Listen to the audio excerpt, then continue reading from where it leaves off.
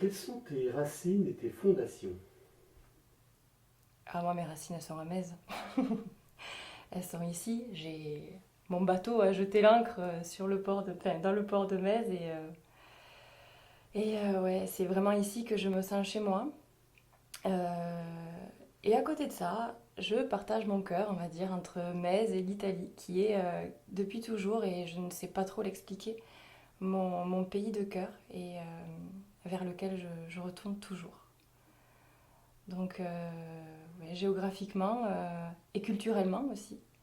C'est ça qui. C'est vers ça que je me tourne toujours lorsque je me sens un petit peu perdue. Qu'est-ce que tu peux nous dire de tes parents? Mes parents. Là, on arrive sur les sujets émotifs. Mes parents, je les aime plus que tout. Ils ont tout fait pour moi. Euh, Ils se sont sacrifiés financièrement pour payer mes études d'école de commerce, que finalement j'ai complètement changé d'orientation. Euh, ils ont toujours été là, ils sont toujours là. Euh, je crois que vraiment les parents, ils ont un amour inconditionnel pour leurs enfants qui est au-delà de toute compréhension. Et j'espère que quand ils verront cette vidéo, ils verront que c'est réciproque. Que vraiment, je ferai tout pour eux. Du côté de ma mère, on est mésois depuis le XVIIe siècle. Oui, ça remonte. Et après aussi du côté de Marseillan. Et du côté de mon père, en fait, donc ma grand-mère était du domaine Saint-Philippe, qui est vers Montagnac. Et mon grand-père, lui, était de la Somme. Donc je suis un quart picarde. Et après, je me suis amusée à faire un test ADN. Et il ressort que finalement, il n'y a pas de hasard. Que je suis un quart sarde. Donc je me dis que peut-être mon attirance pour l'Italie, elle ne vient pas de nulle part. Qu'est-ce que tu as appris de tes parents? J'ai appris qu'il faut toujours travailler pour obtenir ce qu'on veut. Voilà, vraiment ça c'est le fondement de l'éducation chez nous. On n'obtient rien sans travailler. Voilà, il faut toujours faire des efforts. Et c'est vraiment comme ça que moi je mène ma vie. Jusqu'à présent, tout ce que j'ai voulu, je l'ai eu, mais je l'ai eu par le travail. Et quand vraiment j'ai un objectif, je lésine pas dans mes efforts. Euh, je mets longtemps parfois à me décider, euh, parfois longtemps à fixer mes objectifs, parfois j'ai même pas d'objectif. Mais quand j'ai un objectif, finalement je sais mettre en œuvre les efforts nécessaires pour l'atteindre. Est-ce qu'il y a d'autres choses qui t'auraient appris que le travail? La compassion. Je crois que cet amour des autres et cet amour des animaux que j'ai me vient vraiment d'eux. J'ai eu une enfance très heureuse, entourée par la famille. Euh, j'ai eu la chance d'avoir vraiment mes grands-parents, mes oncles, mes tantes, tout le monde qui vivait à Metz. Et, euh, et du coup, vraiment, j'ai ressenti toujours beaucoup d'amour et je le ressens toujours aujourd'hui. Et du coup, oui, cette compassion, cet amour de l'autre, l'échange, l'entraide, tout ça, ça me vient de mes parents. Quel enfant tu étais? J'étais une enfant sage, une enfant très studieuse, très hypersensible, hein, et j'arrivais pas à me décoller de ma mère. J'avais oui, cette sensibilité-là qui rendait difficile en fait parfois le fait d'être auprès d'autres enfants. Voilà, à l'école, c'était très difficile pour moi d'y aller. Pourtant, j'adorais ça, j'adorais apprendre. Mais je crois que être avec les autres quand on est si jeune, si hypersensible et du coup qu'on ne sait pas se protéger, vraiment on reçoit tout de plein fouet et pour moi c'était très très compliqué. Mais à part ça, ouais, j'étais vraiment très très sage et aussi j'étais très soucieuse. Et je crois que ça va avec l'hypersensibilité. J'ai jamais été sereine, entre guillemets. Je me suis toujours inquiétée de sujets qui étaient finalement plus grands que moi et qui n'auraient pas dû me concerner à mon âge. Je me rappelle une fois, j'avais 6 ans, il y a une dame qui me dit alors, il paraît que tu travailles bien à l'école. Et j'ai répondu oui, oui, il faut bien travailler parce qu'après j'aurai une retraite à payer. Et quand je réfléchis à ça, je me dis, c'est grave.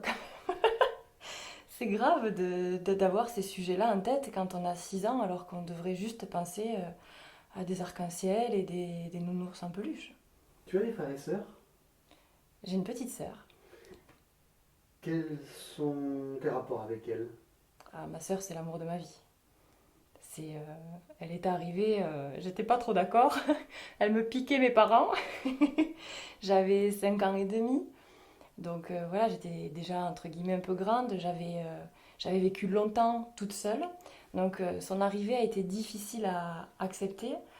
Je l'ai un peu fait payer à mes parents. Je leur faisais des mots. Vous m'aimez plus, vous vous occupez que de Lucie.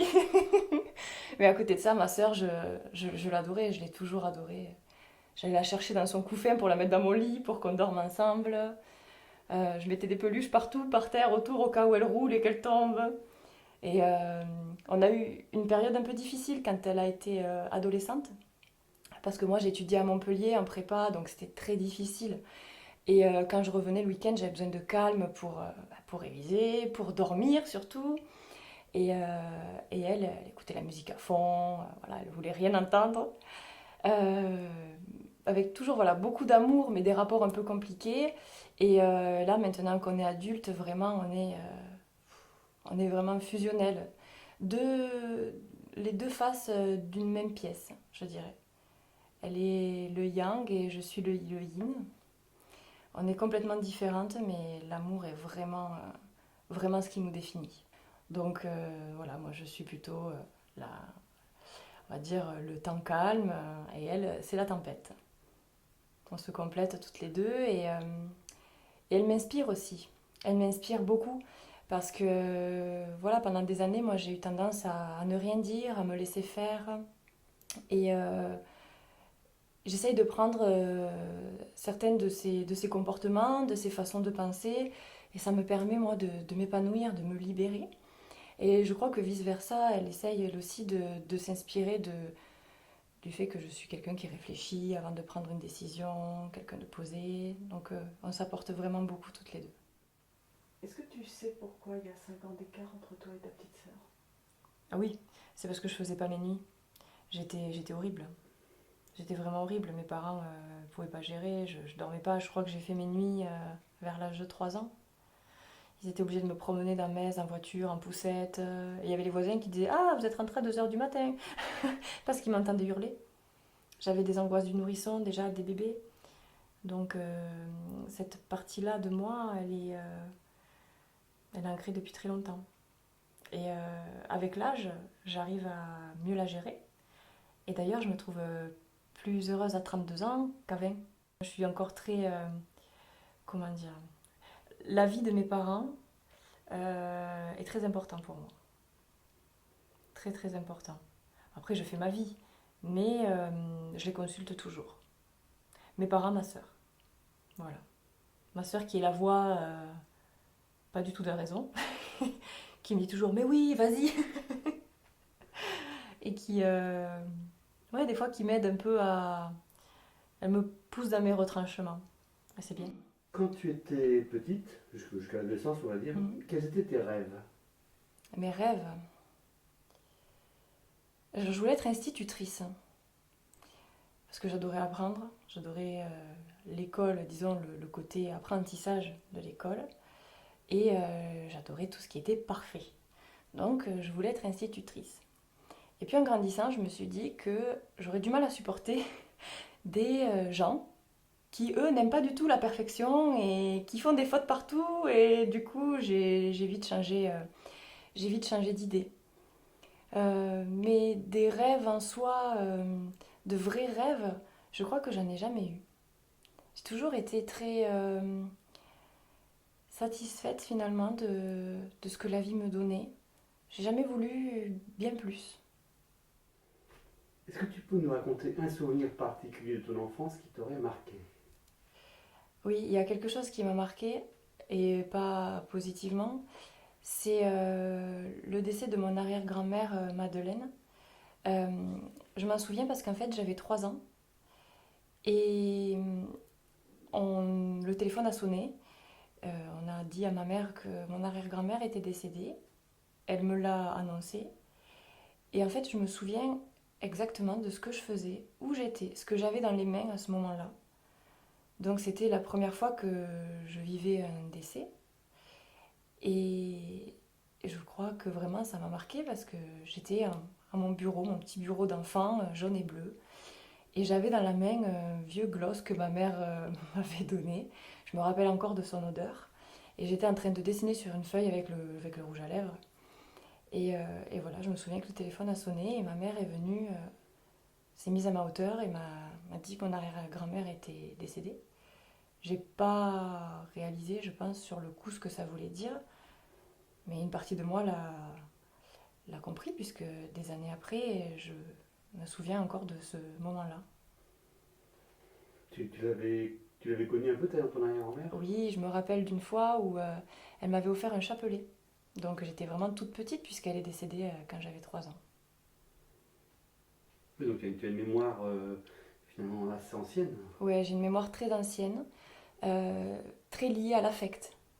Je me rappelle aussi de mon autre arrière-grand-mère, Rose, qui habitait en Picardie, que j'ai vue qu'une seule fois. Et là, j'avais 2 ans et demi. Et je me rappelle encore du chemin pour aller dans sa chambre de maison de retraite. Voilà, il y avait un couloir tout long et il fallait tourner à gauche. Et quand on est rentré dans la chambre, elle était à gauche sur sa chaise. Et voilà, c'est le seul souvenir que j'ai d'elle. Mais je le garde vraiment précieusement parce que même si je la voyais pas souvent, voilà, c'est quelqu'un que j'aime. Je me rappelle quand j'étais petite que je me promenais dans les rues de Metz avec ma mère, avec mes grands-mères. Il y avait toujours des mémés assises devant leur porte avec des chaises qui étaient à l'ombre pendant l'été. Et là, il y en a de moins en moins. J'ai l'impression que cette vie de village euh, disparaît. Alors, est-ce que c'est ma vision d'adulte qui veut ça? Est-ce que tout le monde pense que c'était mieux avant? C'est possible. Mais par exemple, l'autre jour, je suis passée devant une maison et il y avait un monsieur qui réparait son filet. Et bien, c'est une image qui m'a vraiment beaucoup touchée. Parce que je revois mon grand-père au fond du magasin, comme on dit ici, assis sur une chaise en train de réparer son filet avec les mains, avec les pieds. Des images un peu d'Épinal comme ça, qui, qui subsistent, mais beaucoup trop en filigrane. Euh, je sais qu'il y a des gens ici qui essayent voilà, de faire vivre un peu la communauté, tout ça, mais je crois qu'on a quand même pas mal perdu ce lien avec l'âme de Metz, je dirais. Alors est-ce que c'est parce que les anciens disparaissent au fur et à mesure? Est-ce que nous, la nouvelle génération, on va réussir à garder cette âme-là? Je suis quand même assez optimiste parce que les traditions se conservent. Mais j'ai un petit pincement au cœur quand je pense à certaines personnes qui sont plus là. Et quand je passais des fois devant certaines maisons dans le Vieux-Metz et qu'il y avait des mémés qui me disaient bonjour et que je passe et qu'il y a des visages inconnus qui habitent ces maisons-là. C'est vrai que ça, c'est un peu... Ça fait mal au cœur, mais je crois que c'est le cycle naturel de la vie et qu'on est là tous pour créer de nouveaux souvenirs, créer des nouvelles traditions, des nouvelles façons de faire. Et que, de toute façon, quelque chose qui ne bouge pas, c'est quelque chose qui meurt. Est-ce que tu sais d'où te vient cette nostalgie? Je sais pas, j'ai toujours été attirée par une espèce de passé fantasmé. Après, comme je le disais, du côté de ma mère, on est à Metz depuis le XVIIe siècle et c'est vrai que j'ai à cœur de préserver quelque part le bien vivre à Metz avec mes oies de souche et les nouveaux arrivants. De toute façon, on est un port. Dans un port, il y a toujours des nouvelles personnes qui arrivent et les nouvelles personnes deviennent ensuite des anciens. Enfin voilà, c'est c'est le cours naturel de la vie. Euh, mais c'est vrai, oui, j'ai toujours eu une certaine nostalgie à préserver l'ambiance portuaire, ostréicole et traditionnelle de Metz, même si je suis quand même assez ouverte sur l'avenir et très optimiste. Durant ta scolarité, quel élève tu étais? J'étais une élève excellente. J'étais très studieuse, j'adorais apprendre, j'adorais avoir des bonnes notes. J'avais de très très très bonnes notes. Pour moi, un 15 sur 20, c'était une mauvaise note, clairement. Apprendre, c'était vraiment ce qui me motivait, ce qui me motive toujours d'ailleurs. J'adorais ça. Euh, je crois que je me mettais une pression que personne ne me mettait en fait. Mes parents, eux, ils me laissaient vivre. Voilà, ils étaient contents bien sûr que je rapporte de bons bulletins à la maison, mais c'était pas. Je pense qu'ils auraient aimé même que je relâche un peu et que j'aille vivre d'autres expériences par moi-même, plutôt que rester le nez dans mes livres. Mais les livres, eux, ils sont pas mesquins comme les camarades de classe, etc. Je crois que je me cachais un petit peu là-dedans et que ça me permettait de ne pas affronter mes démons, tout simplement, et peut-être aussi de ne pas me remettre en question, parce que peut-être aussi c'était moi qui avais une attitude peut-être pas sympa, je sais pas trop, on peut pas trop savoir, mais ouais, j'étais une élève très très intéressée, le rêve de tout professeur.